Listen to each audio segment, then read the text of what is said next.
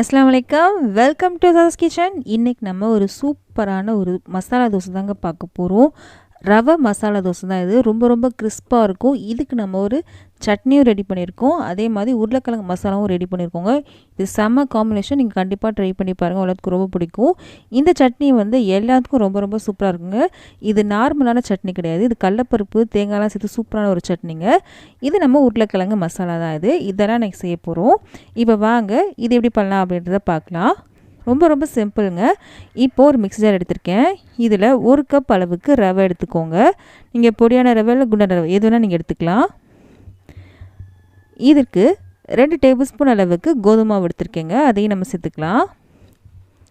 இது ரெண்டையும் சேர்த்து நல்லா அடிச்சுட்டு வந்துடலாம். இப்போ பாருங்கள் அடிச்சுட்டு வந்துட்டேன். இப்போது இதில் 1 கப் அளவுக்கு நல்லா ஃப்ரெஷ்ஷான தயிர் எடுத்துக்கோங்க. ரொம்ப புளிக்காத தயிராக இருக்கட்டும். திக்கான தயிரை நான் எடுத்திருக்கேன். உங்கள்கிட்ட புளிச்ச தயிர் தான் இருக்குது அப்படின்னா 3/4 கப் அளவுக்கு எடுத்துக்கோங்க. இதுக்கப்புறம் 1 கப் அளவுக்கு தண்ணி எடுத்துக்கலாம். எந்த கப்பில் நான் வந்து தயிர் எடுத்தேனோ அதே கப்பில் தான் நான் வந்து தண்ணி எடுத்திருக்கேன். இப்போது இதுக்கு தேவையான உப்பு சேர்த்துக்கலாம். உப்பு சேர்த்துட்டு இதை நல்லா அடிச்சுட்டு வந்துடலாம். அடித்ததுக்கப்புறம் உங்களுக்கு காமிக்கிறேன். அரைச்சிட்டு வந்துட்டேன். இப்போது இதை வந்து ஒரு பாத்திரத்துக்கு நம்ம மாற்றிக்கலாம். நம்ம இப்போது இது ரவை இல்லையா, இது கொஞ்சம் ஊறணும். ஊறிட்டுருக்கட்டும். மூடி வச்சிடலாம். ஒரு 10 நிமிஷம் ஊறணும். இந்த டைமில் சட்னியும் உருளைக்கிழங்கு மசாலா நம்ம ரெடி பண்ணிக்கலாம். வாங்க இது இருக்கட்டும். அடுப்பில் ஒரு பேன் வச்சுருக்கேன். இதில் 1.5 டேபிள் ஸ்பூன் அளவுக்கு கடலைப்பருப்பு எடுத்திருக்கேன். இந்த சட்னி ரொம்ப ரொம்ப சிம்பிளுங்க. டேஸ்ட்டும் சூப்பராக இருக்கும், டிஃப்ரெண்ட்டாகவும் இருக்கும். இதை நம்ம வறுத்துக்கலாம். இப்போது இதில் நம்ம என்ன சேர்க்க போகிறோம் அப்படின்னா, உங்கள் காரத்துக்கு ஏற்றப்ப நீங்கள் வத்தல் எடுத்துக்கோங்க. நான் இன்றைக்கி 3 வத்தல் எடுத்திருக்கேன். அதை நம்ம சேர்த்துக்கலாம். இது கொஞ்சம் காரம் நிறையவே இருக்குது, அதனால் 3 எடுத்திருக்கேன். உங்கள் காரத்துக்கு ஏற்றப்ப நீங்கள் அட்ஜஸ்ட் பண்ணிக்கோங்க. இதுக்கப்புறம் ஒரு 2 டேபிள் ஸ்பூன் அளவுக்கு தேங்காய் எடுத்திருக்கேங்க. ஒரு பெரிய துண்டு தேங்காய் இது. இதையும் நம்ம வறுத்துக்கலாம். இந்த மாதிரி வறுத்து சேர்க்கும் போது நமக்கு சட்னி வந்து சீக்கிரம் கெட்டு போகாது. ரொம்ப நேரம் வரைக்கும் நல்லாயிருக்கும். நம்ம தேங்காய்லாம் சேர்க்குறோம் இல்லையா, சீக்கிரம் கெட்டு போகிறதுக்கு வாய்ப்பு இருக்குது. இந்த மாதிரி வறுத்து சேர்க்கும் போது நமக்கு வந்து சீக்கிரம் கெட்டு போகாது. இங்கே பாருங்கள் நல்லா வறுபட்டுருச்சு. இப்போது நம்ம அடுப்பு ஆஃப் பண்ணிக்கலாம். இது ஆறணும். ஆறினதுக்கப்புறம் மிக்ஸி ஜாருக்கு மாற்றிக்கலாம். என்னெல்லாம் சேர்க்க வேணாங்க, எல்லாமே ட்ரை ரோஸ்ட் தான் பண்ணியிருக்கோம். இப்போ நல்லா ஆறிடுச்சு. மிக்ஸி ஜாருக்கும் மாற்றிட்டேன். இப்போது இதில் வந்து நம்ம என்ன சேர்க்க போகிறோம் அப்படின்னா, ஒரு சின்ன துண்டு புளி எடுத்திருக்கேன். இதே நம்ம சேர்த்துக்கலாம். இதுக்கப்புறம் இந்த சட்னிக்கு தேவையான அளவு உப்பு சேர்த்துக்க போகிறோம். சேர்த்துட்டு கொஞ்சமாக தண்ணி சேர்த்து அரைச்சிட்டு வந்துடுங்க. அரைச்சிட்டும் வந்துட்டேன். இப்போ சட்னி ரெடியாக இருக்குது. இப்போ இது தாளிக்கணும் இல்லையா, அதுக்காக அடுப்பில் ஒரு சின்ன பேன் வச்சுருக்கேன். எண்ணெய் சேர்த்துருக்கேங்க. எண்ணெய் கொஞ்சம் சூடானதுக்கப்புறம் கடுகு உளுந்து சேர்த்துருக்கேன். இது நல்லா பொரிஞ்சதுக்கப்புறம் நம்ம கருவேப்பிலை சேர்த்துக்கலாம். இப்போ நல்லா பொரிஞ்சிட்டு வந்துட்டுருக்கு. இப்போ கருவேப்பிலையும் சேர்த்துச்சு. இதுக்கப்புறம் ஒரு வத்தல் எடுத்திருக்கேன். நம்ம கடலைப்பருப்பு சேர்த்துருக்கோம் இல்லையா, அதனால் கொஞ்சமாக பெருங்காயத்தூள் நான் சேர்க்க போகிறேங்க. பெருங்காயத்தூளும் சேர்த்தாச்சு. இதை அப்படியே நம்ம சட்னியில் சேர்த்துக்கலாம். சட்னி வந்து ஒரு பாத்திரத்துக்கு மாற்றிட்டேன். நம்ம தாளித்ததை இதில் சேர்த்துடலாம். சேர்த்துட்டு நல்லா கலந்து விட்டுடலாம். அவ்வளோதாங்க, சூப்பரான ஒரு சட்னி ரெடி ஆயிடுச்சு. இந்த சட்னி இந்த தோசைக்கு மட்டும் இல்லைங்க, இட்லி தோசை சப்பாத்தி எல்லாத்துக்கும் ரொம்ப ரொம்ப சூப்பராக இருக்கும். கண்டிப்பாக நீங்கள் ட்ரை பண்ணி பாருங்கள். வெரைட்டி ரைஸ்க்கும் இது சூப்பராக இருக்குங்க. இப்போது இந்த சட்னி இருக்கட்டும். இதுக்கப்புறம் உருளைக்கிழங்கு மசாலா செஞ்சிடலாம். வாங்க அடுப்பில் ஒரு பேன் வச்சுருக்கேன். இதில் நம்ம எண்ணெய் சேர்த்துக்கலாம். எண்ணெய் கொஞ்சம் சூடானதுக்கப்புறம் கடுகு உளுந்து எடுத்திருக்கேன். இது நல்லா பொரியட்டும். இப்போது நல்லா பொரிஞ்சிருச்சுங்க. இதில் நம்ம கொஞ்சம் கருவேப்பிலை சேர்த்துக்கலாம். இது நல்லா பொரிஞ்சதுக்கப்புறம் நம்ம வந்து வெங்காயம் சேர்க்க போகிறோம். நம்ம நார்மலாக எப்படி உருளைக்கிழங்கு மசாலா செய்வோம் அதே மாதிரி தான் நம்ம செய்ய போகிறோம். ஒரு பெரிய வெங்காயம் இது. இதே நான் வந்து சின்ன சின்னதாக கட் பண்ணி வச்சுருக்கேன். இதையும் நம்ம சேர்த்துக்கலாம்.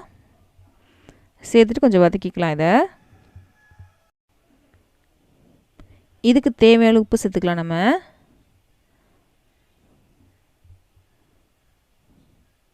உப்பும் சேர்த்தாச்சு. இந்த வெங்காயம் கொஞ்சம் வதங்கணும். ரொம்ப நேரம் வதங்கணும்லாம் அவசியம் இல்லைங்க. லைட்டாக வதங்கினாலே போதும் இந்த வெங்காயம்.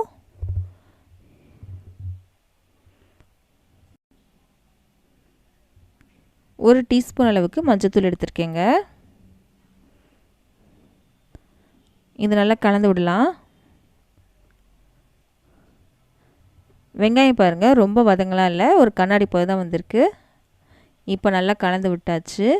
இதுக்கப்புறம் 2 மீடியம் சைஸ் உருளைக்கிழங்க வேக வச்சு மசிச்சு எடுத்துருக்கேங்க. அதை நம்ம சேர்த்துக்கலாம்.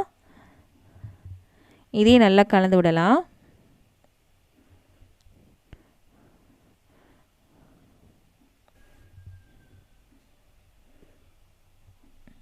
இப்போது நல்லா கலந்து விட்டாச்சு. இப்போது ஒரு பச்சை மிளகாவை நான் கட் பண்ணி எடுத்துருக்கேன். உள்ளே இருக்க விதைகள்லாம் எடுத்துட்டேங்க. இதையும் நல்லா கலந்து விட்டுடலாம். நல்லா கலந்து விட்டாச்சு. லாஸ்ட்டில் கொஞ்சமாக கொத்தமல்லியை மட்டும் கட் பண்ணி வச்சுருக்கேன். அதை நம்ம சேர்த்துட்டு நல்லா கலந்துட்டு அடுப்பு ஆஃப் பண்ணிக்கலாம். கொஞ்சமாக கொத்தமல்லி இலைகள் மட்டும் கட் பண்ணி வச்சுருக்கேன். இப்போது இதை நம்ம நல்லா கலந்து விட்டுடலாம். கலந்து விட்டு அடுப்பு ஆஃப் பண்ணிடலாம். இப்போ நல்லா கலந்து விட்டாச்சு. அடுப்பும் ஆஃப் பண்ணிட்டேங்க. அடுப்பு ஆஃப் பண்ணதுக்கப்புறம் தான் லெமன் ஜூஸ் சேர்க்க போகிறோம். லெமன் ஜூஸ் சேர்க்குறதுனால ரொம்ப ரொம்ப டேஸ்ட்டாக இருக்கும். ஒரே 1 டீஸ்பூன் அளவுக்கு லெமன் ஜூஸ் சேர்க்கணும். அடுப்பு ஆஃப் பண்ணதுக்கப்புறம் தான் சேர்க்கணும். சேர்த்துட்டு நல்லா கலந்து விட்டுருங்க. அவ்வளோதான், நமக்கு சூப்பரான உருளைக்கிழங்கு மசாலா ரெடி ஆயிடுச்சு. இப்போ நான் ஃபஸ்ட்டு கலந்து வச்சதாலே மாவு, இதில் நம்ம என்ன சேர்க்க போகிறோம் அப்படின்னா பேக்கிங் சோடா சேர்க்க போகிறோம். 1 டீஸ்பூன் அளவுக்கு பேக்கிங் சோடா எடுத்திருக்கேன். அதை நம்ம சேர்த்தாச்சு. சேர்த்துட்டு இது நல்லா கலந்து விடுங்க. லாஸ்ட்டில் தான் பேக்கிங் சோடா சேர்க்கணும். மாவு பாருங்கள், இந்த மாதிரி இருக்குன்னு, ரொம்ப திக்காகவும் இல்லை ரொம்ப தண்ணியாகவும் இல்லை, இந்த மாதிரி தான் இருக்கணும். இப்போது நமக்கு தோசை சுடுறதுக்கு மாவு ரெடி ஆயிடுச்சு. இப்போ வாங்க அடுப்பு பக்கம் போகலாம். அடுப்பில் ஒரு தவா வச்சுருக்கேன். தவா நல்லா சூடாக இருக்குது, அதனால் கொஞ்சமாக தண்ணி தெளிச்சுக்கிறேன். இப்போ நம்ம தோசை சுட ஆரம்பிச்சிடலாம். இந்த அளவுக்கு ரொம்ப தண்ணியாக இருக்கணுங்க மாவு, அது ரொம்ப முக்கியம்.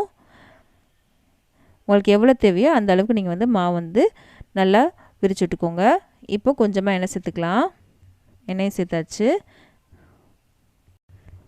தோசை பாருங்கள் நல்லா முறுமுறுன்னு வந்திருக்கு.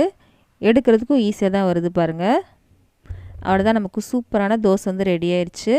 கண்டிப்பாக இந்த சட்னி, இந்த உருளைக்கிழங்கு மசாலா வச்சு ட்ரை பண்ணி பாருங்கள். ரொம்ப ரொம்ப சூப்பராக இருக்கும். செம ஈஸியான ஒரு ரெசிபிங்க. கண்டிப்பாக உங்களுக்கு ரொம்ப பிடிக்கும் நம்புகிறேன். இந்த வீடியோ பிடிச்சிச்சு அப்படின்னா ப்ளீஸ் நம்ம சேனலை சப்ஸ்கிரைப் பண்ண மறக்காதீங்க. உங்கள் ஃப்ரெண்ட்ஸ்க்கும் ஃபேமிலிஸ்க்கும் இந்த வீடியோ ஷேர் பண்ண மறக்காதீங்க. அதே மாதிரி லைக் பண்ணவும் மறக்காதீங்க. அப்போ தான் இந்த வீடியோ நிறைய பேருக்கு ரெக்கமெண்ட் ஆகும். நம்ம அடுத்த வீடியோ சந்திக்கலாம்.